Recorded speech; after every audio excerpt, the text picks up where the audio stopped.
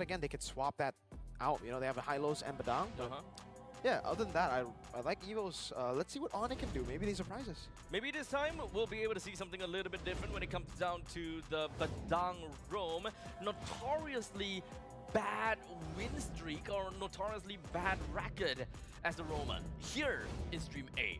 This time, do note match point in favor for Evos Holy.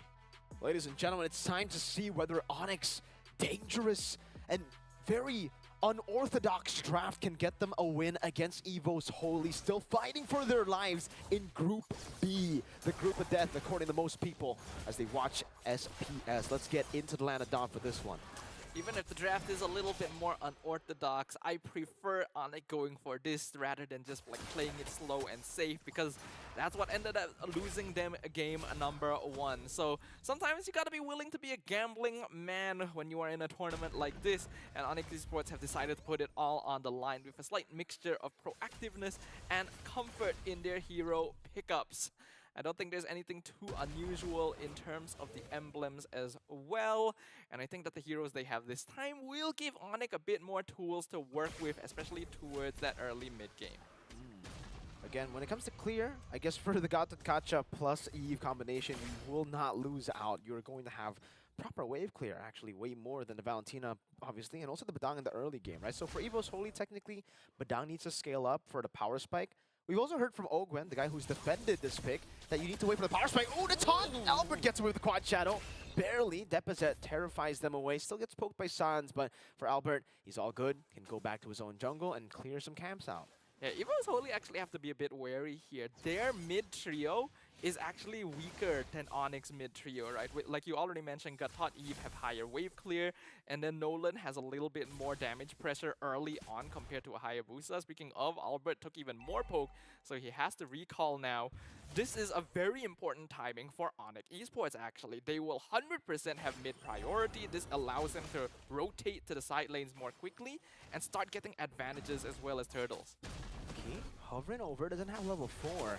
Onic definitely with more prio, have control of the turtle. Kyrie picks up the turtle, secures it. No contest for Evos, no trades on the board either. Yeah, this is exactly how it should go for Onic. I think it's very smart of Evos not to contest, especially since Albert was already sent home. It's very unlikely they're going to be able to steal that away anyway.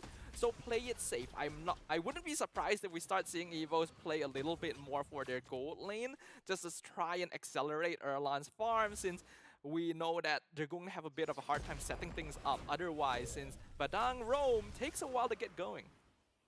And for Key, still waiting on level 4, actually hasn't hit it. So, yeah, maybe Evos have taken notes on, the Badang Rome, adapting to the style, waiting for Thunderbelt, waiting for maybe the Oracle to start fighting, start brawling out.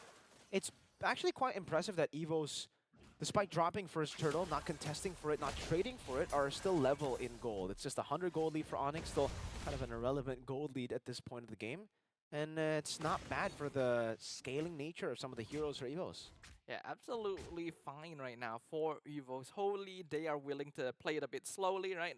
We know that Harith and Valentina both need items to really come online. Even Albert ideally wants 1 or 2 before he can start executing people. So taking this slowly is absolutely in their best interest, especially... Oh, that was going to be caught. Kyrie jumps in with the RWM, immobilizing him. It was a free kill for Kyrie. Yep, and this is exactly what Onic needs to continue doing. Racking up kills on this Nolan, and they're continuing to try to do that. Revitalize for Reggie. Should be able to escape, and does so. Now, Albert on the purple buff, Keyboy charging up the taunt.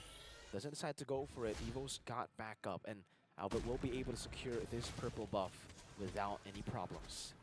Evos is largely going to be sticking to their half of the map for this game. So it's up to Onic to see how much they can make them uncomfortable. Continue invading, continue pressuring. Phobius for the pursuit now. Fist crack coming down. Litpi gonna be caught on the bad spot. Still some on-force already for Erlan. AOG into the back. Oh my goodness, Keyboy doesn't land on anyone there. Litpi jumping in for the pursuit. The resets! Evos. Lutpi slain before he can finally get the last shot to Key, but Kyrie finishes him off. Sans and Savero. That's a Spear of Misery deficit. Going back and forth, dodging away from the drops of the RWM, and it's a winning fight for Onic. Yeah, beautifully played there. Onic knows they are the ones with the tools. They know they have to be proactive. So even though it started out a bit slow, because Reggie was able to survive a lot of the initial burst, I think Lutpi was able to do exactly what his team needed him to do, distract 2 or 3 members in the back. Erlan literally could not take him out until he was down to 10% HP, and by then, Savero could Spear of Destruction into the backline and continue the pickoff. This now gives Onic Esports a 2K goal lead 5 minutes in, a really good start. If they can continue growing this and slowing down Erlan, then Evos Holy will find themselves in a really tricky spot. No, it's a great spot for Onic Esports. 2,000 gold lead with a composition with Yves and Moskov. So, in a way, when we were talking about the scaling of Evos Holy with the Badang, with maybe even the Harith, Onic Esports can play the similar long game too, right? Like if you want to scale, we can scale as well, and then maybe in the mid game, it'll be a bit more 50-50. But so far, Savero's been farming really well. He's ahead in XP even against Erlan.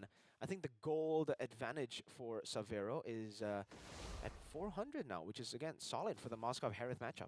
Yeah, it's largely due to the 2 assists he was able to get through that Spear of Destruction play earlier, and because of that, it has accelerated him a little bit more. Both goal laners do only have 1 item complete so far, but Severo is very close to finishing his next one, so that's going to be a nice bit of extra damage for Onic Esports to play around.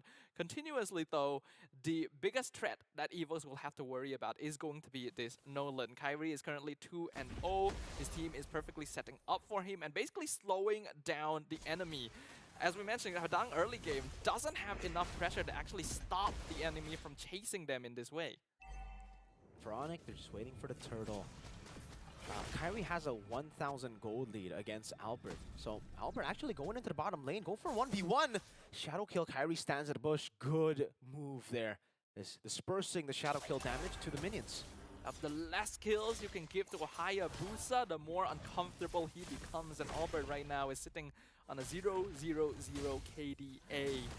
Not really where you want to be on this type of hero. Now the next turtle going to be contested. Key already spotted out. For the pursuit again from Lutpi. Regi pops in Glorious Pathway and Revitalize. Erlan walks in. Retribution on point for Kyrie. They all fall under the real world manipulation. In for the pursuit again. Lutpi going in SOD. Whips there. AOG deficit forced to flicker. Key falling to the hands of Kyrie in enemy lines, and Kyrie wants more. Erlan's next to the chopping block. Albert still waiting. The purple buff looking for a shadow kill comes in. Savero pins Erlan to the wall. The taunt from Keyboy finds Albert, and Onic Esports take 4-0. Yeah, I think Evos made a bit of a miscall there by trying to actually contest the 5v5. They already should know at this point. They just don't actually have the damage to be able to directly duel Onic Esports. And when they already lost the members, they found themselves in a situation where they could no longer disengage because they committed Glorious Pathway and RWM aggressively. So Onic could just continue chasing them down into their jungle. Things were a little bit dicey for Evos before this, but now things are dire. As Onic is continuing building up that gold lead, Kyrie, Sans, and Savero all have not died yet, so the farm on all 3 cores is going to be snowballing out of control. For Savero, he's very, very safe here. Oh, that's actually Spawn Force over forward. Erlan gets caught again, taunted. RWM takes him out. In the back, oh, Sans flickers onto the shadow kill. Key now caught in under the turret. Albert quad shadows back towards Kyrie's hands. It's a mega kill for Kyrie, and now it's Lutpi and Kai chasing the horse down all the way back to base. Bit of a failure to adjust here. Evos is still trying to get some kind of advantage wherever they can by getting kills, but they're not able to open the map. They don't have vision to play around with. They were hoping that the rest of Onic were pushing the rest of the map, but no, they were still gathered around the bot side and instantly punished Evos for overcommitting. You gotta realize there is an RWM and an AOG on the Onic Esports side. If you commit too hard, it's so easy for them to cut you off, and Erlan was already just bursted down to 0 at the very beginning. Couldn't even use the Purify because there would be no point.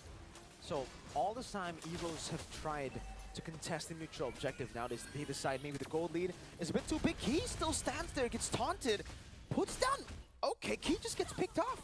Onic find a pick on top of the Lord, making it a double value play. Kyrie also now just utilizing that pressure to steal the orange buff away from Evos. And now it is all yellow on the map. I think we are getting even more proof of why we just don't really like the Badang role very much. This is Yeah. a very important position for setting the pace on the map.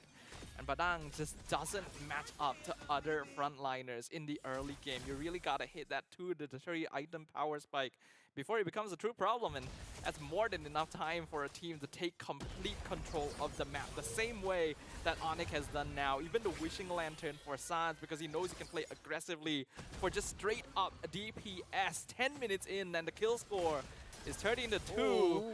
and Erlan nearly dying just through the puncture spears of Severo. Severo doing really good on this pick here. 13-2 it is right now. 10 minutes in. Onic Esports looking to siege down the base turret. Again, the poke, the siege potential of a Moskov and a Yves is phenomenal. You can see the constant poke over the deposit. Glorious Pathway gets laid down, but it's only a mid-turret taken by Onic instead. Another turret falls down below. That is 2. Melfic Gunner in for Severo. Again, jumps in forward. RWM there. Erlan jumping back and forth. Purifies out of the way, but the base is quite open. Depes is still able to find a kill onto Keyboy, and Evos stay alive. Oh, it's fist crack from Key on 2 members. Sans flickering out, and now it's the turnaround from Severo. Able to get 2, and that's the unstoppable for Kyrie. A quicker response from Onic. The lead is just way too big for Onic Esports at this point. It is very easy for them to just survive anything that Evos Holy could throw at them. And now it looks like we're going to be getting a game number 3.